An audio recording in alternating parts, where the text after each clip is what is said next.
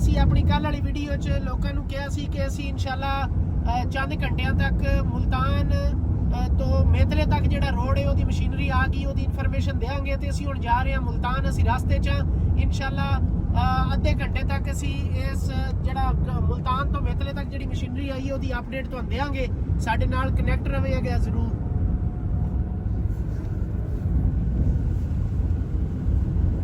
ਹਾਂਜੀ, ਅਸੀਂ ਇੱਥੇ ਪਹੁੰਚੇ ਹਾਂ ਜੀ ਮੁਲਤਾਨ ਅੱਡਾ 18 ਕੱਸੀ ਦੇ ਨਜ਼ਦੀਕ ਜਿਹੜਾ ਮੋਟਰਵੇ ਵਾਲਾ ਪੁਲ ਹੈ ਇਹਦੇ ਕੋਲ ਮਸ਼ੀਨਰੀ ਇੱਥੇ ਮੁਲਤਾਨ ਦੀ ਵੀ ਸ਼ੁਰੂ ਹੋ ਚੁੱਕੀ ਹੈ। ਔਰ ਡਰਾਈਵਰ ਸਾਹਿਬ ਦਾ ਕਹਿਣਾ ਹੈ ਕਿ ਇਹ ਸਾਡੀ ਕਾਫੀ ਮਸ਼ੀਨਰੀ ਇੱਥੇ ਪਹੁੰਚ ਗਈ ਹੈ। ਬਕਾਇਦਾ 2-3 ਦਿਨਾਂ ਤੱਕ ਸਾਡੀ ਮੁਕੰਮਲ ਮਸ਼ੀਨਰੀ ਨੇ ਇੱਥੇ ਪਹੁੰਚ ਜਾਣਾ ਹੈ ਔਰ ਸਾਡਾ ਪ੍ਰੋਪਰ ਇਸ ਰੋਡ ਤੇ ਵੀ ਸਾਡਾ ਕੰਮ ਸ਼ੁਰੂ ਹੋ ਜਾਣਾ है। ठीक है, ड्राइवर साहब को बाकी पूछने बाकी रिपोर्ट तो ना देंगे। अस्सलाम वालेकुम जी। मशीनरी पहुंच आई है, कुछ पहुंच आई है, कुछ पहुंच आनी है जी। इंशाल्लाह 2-3 दिनों ਦੇ ਵਿੱਚ ਕੰਮ ਸ਼ੁਰੂ ਹੋ ਜਾਣਾ ਸਾਡੀ ਸਾਰੇ।